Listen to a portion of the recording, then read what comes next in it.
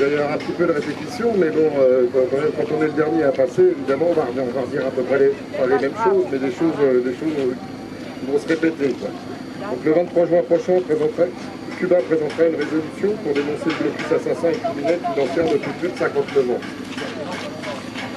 Malgré le changement politique aux États-Unis depuis le mois de janvier, ce blocus économique, commercial et financier est toujours en vigueur et Cuba est toujours sur la liste des États terroristes.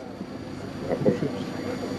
Notre association dénonce la volonté de la première puissance mondiale d'imposer un blocus unique, féroce et obsolète, condamné depuis des années par la quasi-unanimité des pays de l'ONU, par les organismes internationaux spécialisés et dans des organisations régionales telles que la Communauté des États d'Amérique latine et des Caraïbes et l'Union africaine, un petit pays de 11 millions d'habitants, dans le but de désespérer son peuple pour qu'il plie devant la volonté de son grand voisin.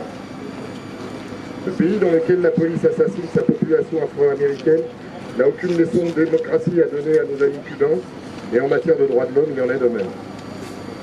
Dans tous les pays du monde, la crise sanitaire que nous venons de vivre a accentué les difficultés et ce sont les plus faibles du monde qui en ont subi les conséquences. En France, les entreprises du CAC 40 ont distribué 22% de plus en dividendes que l'an dernier.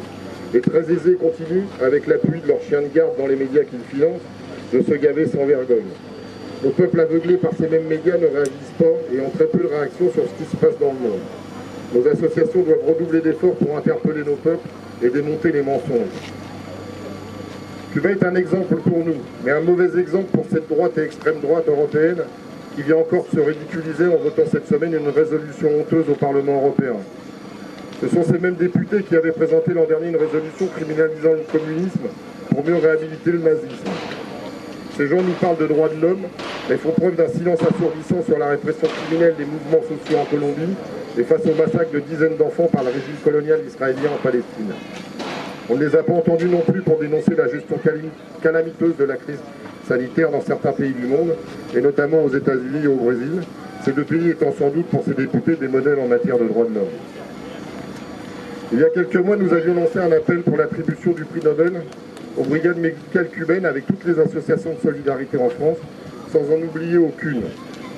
Au mois d'avril, un nouvel appel à la solidarité du peuple français a été lancé. Hier midi, l'association Cuba Linda avec France Cuba avions réussi à réunir 82 194 €, soit 1 027 425 seringues. En tant que président de France Cuba, je ne peux pas accepter que l'association Cuba Linda, qui fait si bien connaître le Cuba sur les traces de la Révolution, n'ait pas un droit d'intervention à notre tribune. La solidarité en France appartient à toutes les associations qui s'en réclament, et je suis convaincu que le peuple cubain a besoin de tout le monde. Merci à vous.